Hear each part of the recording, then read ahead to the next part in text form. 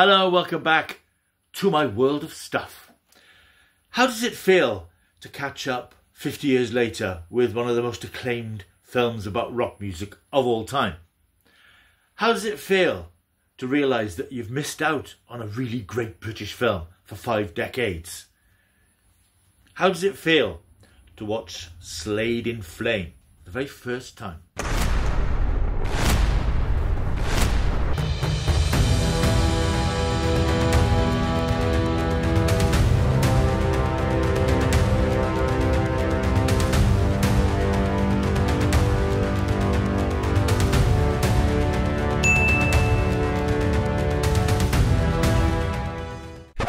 Back. My name is Paul Mount and welcome to my world of stuff. If you are new here because you've been attracted by this review of Slade in Flame, why not stick around? There's loads of stuff on this channel, a lot of film and TV content. We do veer more towards sort of fantasy and science fiction type stuff, but there will be more non-genre material in the coming months on the channel. So if you are new here, it'd be lovely if you press that subscribe button, press that like button, even leave a comment down below to introduce yourself, because it would be great to have you on board. So as I mentioned, this is a non-genre review of Slade in Flame, which came out recently, a couple of weeks ago on Blu-ray. I think if you watched my most recent physical media update, you'll have seen me opening this up. This is the first example of this channel broadening its horizon slightly. In my fairly recent update video, I did say that I'd be doing a bit more non-fantasy stuff just to broaden things out a little bit, because I know I'm focusing mainly on Doctor Who and science fiction and fantasy and classic TV, but that leaves out a lot of classic film and TV that I've never seen before and that I would really like to talk about and cover on this channel. And the feedback that I got when I mentioned I was going to do this was pretty positive, and people had some suggestions of things they thought I might enjoy watching. And having picked up Slade in Flame last week, I thought, well, I'll start off by doing a brief overlook at the film and my impressions of it, having seen it for the first time last night. This is an interesting film because it's about a group who were hugely popular in the early to mid-70s. A lot of you will, of course, be familiar with Slade. If you're the same sort of age as me, you will remember that they were a huge phenomenon in the early 1970s. They had a string of hits. Goodbye to Jane, Please Me, Squeeze Me, My Friend Stan. And lots of their early singles had the gimmick of this unusual sort of phonetic spelling for a lot of their early hits. The thing about Slade, hugely popular as they were in the 1970s, if you look at them, they're not your typical sort of boy band sensation. They're not the sort of group of lads that you would think that teenage girls would go crazy for, because they were a bunch of brummies, not your typical pretty boys that we usually get in boy bands, and we certainly have in the ages since this film came out and since Slade were at their peak. But they were a band, and what's interesting about Slade is that they worked hard to achieve their success in the early 1970s. I believe that they were called Ambrose Slade originally. When the classic lineup eventually appeared in the early 70s, they were a proper band. They could play their instruments. Noddy Holder could sing with this incredibly raw, guttural voice that he had. But they weren't your typical pretty boys like the Bay City Rollers, who came around a few years later, and Bros. All these fairly short-lived boy bands who had this massive teen following that eventually drifted away when they grew up. But Slade were more of a working rock band who happened to make great, powerful pop singles. They had massive success. But in the mid-1970s, they decided that they needed something a bit more than that, and they were offered the opportunity to make a feature film. The original ideas that were thrown about were to do something silly and knockabout, a bit like the early Beatles films. And at the time, there were rock music films that were fairly lightweight. And I think David Essex had sort of turned the tide a little bit, because he did his 2 films, That'll Be the Day and Stardust, and I think That'll Be the Day in particular was an influence on Slade and what they wanted to do. They didn't want to do a silly run-around slapstick film. One of the ideas was to do a parody of the Quatermass experiment, which, according to the documentary which I watched last night on the Blu-ray, would have seen Noddy Holder playing a scientist, a Quatermass type scientist, who created some sort of hybrid plant, and I think the idea was that Dave Hill, who is one of the guitarists in the band, would have been killed off fairly quickly.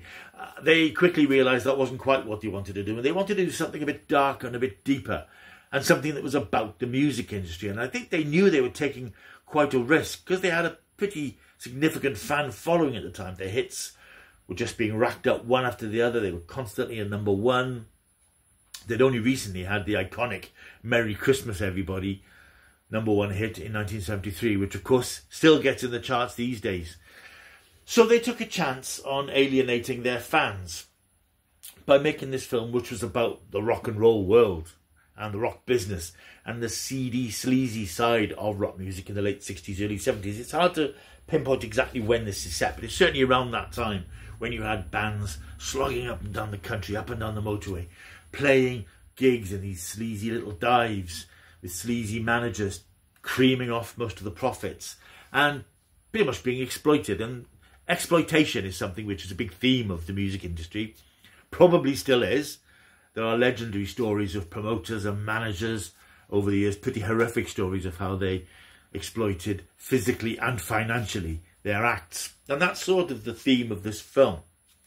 I watched this last night on Blu-ray, this new Blu-ray from the BFI. It's a great transfer, by the way. It looks really good and sharp, which is quite interesting because it's a gritty, grainy sort of film set in a gritty, grainy, quite dark and sometimes ruthless world. The story basically is about two rock groups. There's one called The Undertakers and there's Flame, and they're sort of vying for attention in the Midlands and travelling around. And the lead singer of one of the groups is Alan Lake, who plays a character called Jack Daniels, and Noddy Holder's character, Stoker. Why he's called Stoker, I don't know, because I just couldn't stop thinking of Dracula every time his name was mentioned. He's a member of this, I suppose you call it, an early goth group, The Undertakers. Eventually, the two sort of combine and forms the best of both worlds in this group called Flame. They are managed by a fairly ruthless, seedy manager called Ron Harding. He's played by Johnny Shannon. And eventually, as Flame become more accomplished, they attract the attention of record companies and proper businessmen and proper agents, particularly Tom Conti's Robert Seymour, who comes along and he finds the group and fashions them and he directs them towards the success that does come their way. They start having hits. They start doing promotional things. They start doing tours. You see them on stage with screaming, adoring fans. And they have trouble sort of coping with that. It sort of causes a bit of a schism between the four members who are friends. And there's also backstage shenanigans going on between these two managers. Ron Harding appears once they become famous and says, well, actually, this group is signed to me. There's a contract which signs them exclusively to me. Robert Seymour wants to see this contract, but never does. And he wants to have control over this group because they're doing so well. But in the background, the group is slowly falling apart. Their relationships are suffering. They're losing contact with their roots and what they are and why they're doing this. I thought this was a very, very powerful film that tells an age-old story of the exploitation of the music industry, as I said, which I'm sure goes on today. I'm not au fait with the modern music world because there's very little of modern music that really appeals to me particularly, because it is much more teen-orientated. It's much more R&B and all the sort of stuff which doesn't speak to me. But this film did speak to me because this came out in an era when I was really getting into music and started buying lots more records, actual physical records. And I found it a very compelling and cautionary tale, I suppose. And I think that any bands who are around today, such as they are, would do well to watch this film because it would help them avoid some of those pitfalls which could scupper very promising careers. We have Slade playing the lead characters in the film. And Slade weren't actors. They made this film. And I have to say that having watched it, I think they all give a pretty good account of themselves, playing broadly, I suppose, versions of themselves. They're not the world's greatest actors, as Noddy Holder points out in the documentary. It is an archive documentary from when the film was released, I think, in 2007. And he admits that none of them were actors, and it was another 20 years before he got the call to act in something else. So I think this was very much a one-off for the group Slade to tell the story of this group Flame. But they're all pretty good. They handle the scenes quite well.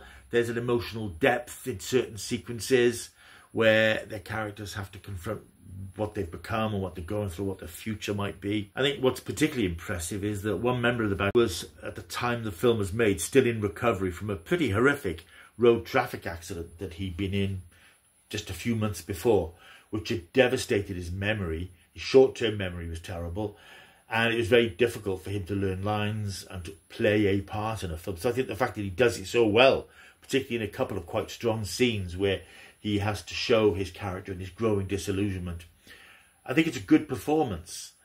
The Oscar-winning performances, not BAFTA-winning performances, but I think that they play variations on themselves very well throughout the film. And the whole film does have that, I keep saying words like seedy and sleazy, but I think they're appropriate words. That, you know, gritty and ruthless side of the music industry when it's all about making money and the people themselves don't really matter that much. If I have any criticisms of the film, I think the fact that it's a bit too short. It's only 90 minutes long from top to tail. And I think it could have done with another 15 to 20 minutes because the band seemed to fall apart fairly quickly. They become successful after a long slog. They start having hits and you see the disillusionment setting. But I would like to see a little bit more of it, a little bit more nuance to their relationships falling apart. It just seems all of a sudden they can't cope with the one thing that they'd wanted all along, which is fame and fortune and glory.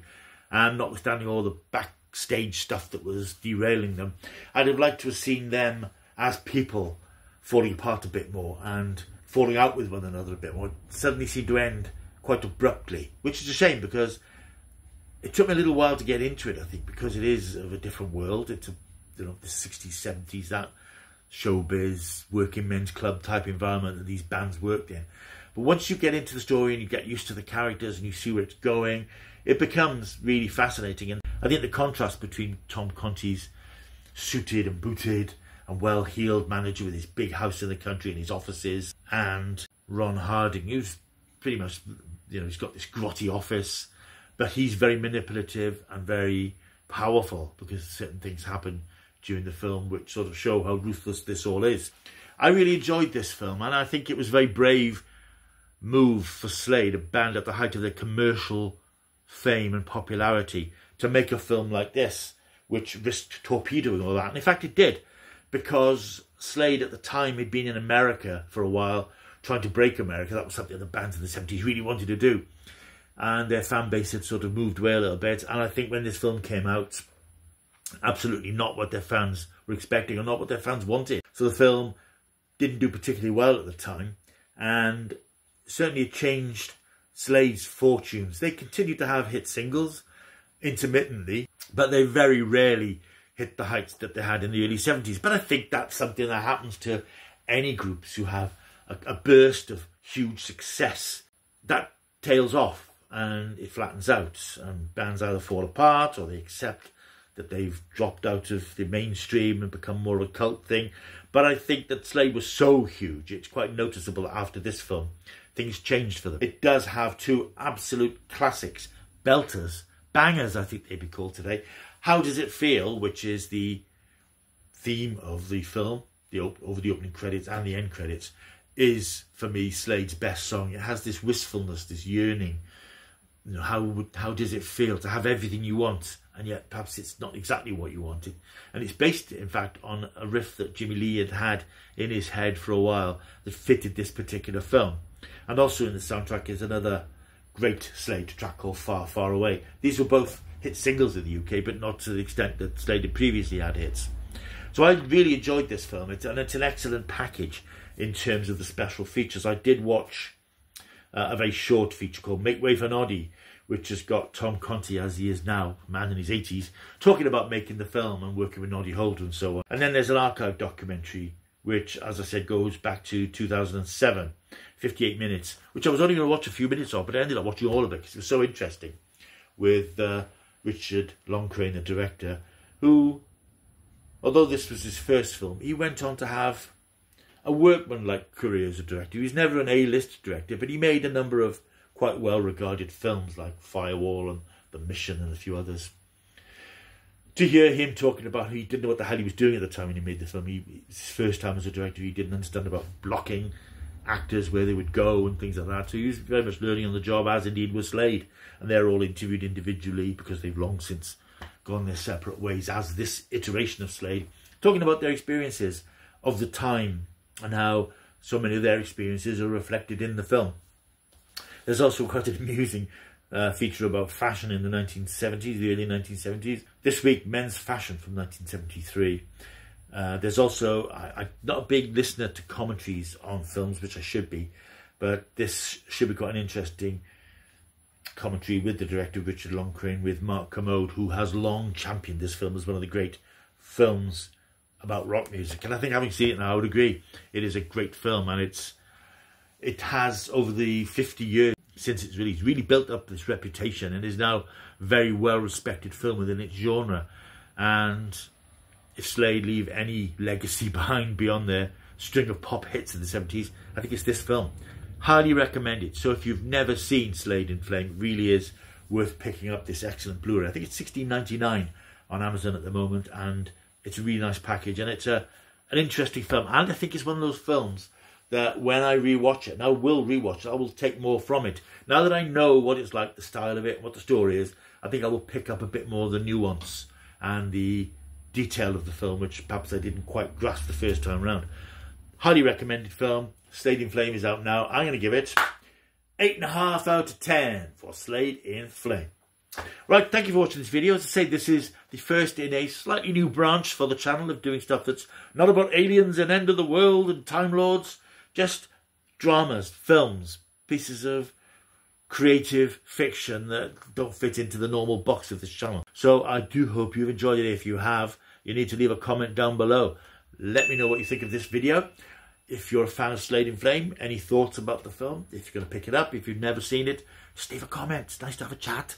So leave a comment down below. Thank you for watching. Please like and subscribe. I will see you soon. Until I do, keep taking the stuff.